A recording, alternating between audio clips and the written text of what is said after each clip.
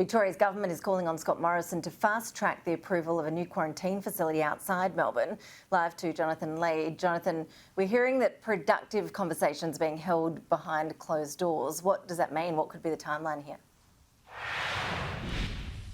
Well, Ash, the Labor Party is very clearly pointing out this is the 17th outbreak of COVID connected to hotel quarantine in just the past 6 months. Now, James Merlino, the acting Victorian Premier, says they've had successful conversations, or at least productive conversations with the federal government in regards to the construction of a new hotel, in regards to a new quarantine facility, I should say. So let's remind the viewers exactly what those facilities would potentially look like with the graphic. It would see the Victorian government spending $15 million. The federal taxpayers, though, would kick in $200 million to potentially build a 500-bed facility, or up to $700 million constructing a 3,000-bed facility, similar in cabin style to what we currently have in Darwin, the Howard Springs facility. Now, James Merlino made the point that he would certainly like to see more urgency from the federal government in approving this project. Look, I would, and as I've said consistently, and the Treasurer's talking to this yesterday as well, the discussions between Commonwealth and state officials between our two governments is proceeding very, very well, but you are right, there is a sense of urgency about this.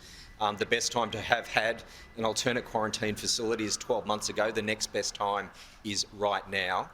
So we are very, very keen to finalise those discussions with the Commonwealth and have the Commonwealth provide the green light, one, in terms of access to the site so we can crack on and do the planning and the design work, and secondly, commit to the funding of its construction.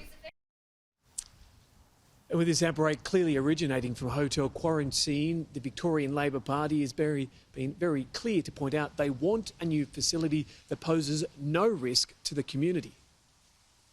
The alternate quarantine facility, every day that we don't have a decision is a day that's delayed. We will have this pandemic with us for quite some time.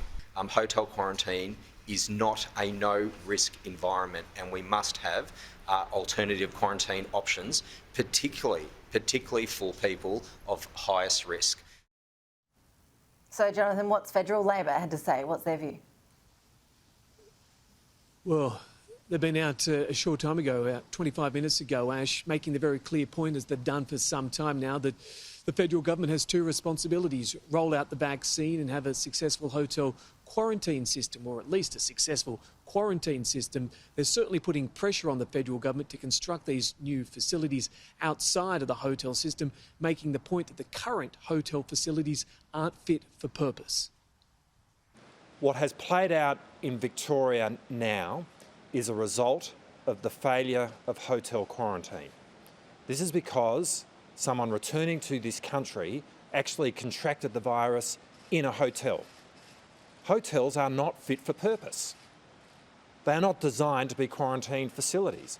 And from as early as the middle of last year, the government's own advisors were telling them that they needed to put in place fit for purpose, specific quarantine facilities in this country to deal with returning Australians and people coming to this country. That's what we now need to see. Ash, with angst building in Melbourne and Victoria, and Labor clearly banging on about this for some time, we now wait to see whether they'll pick up the point and make it more pertinent in question time. Ash?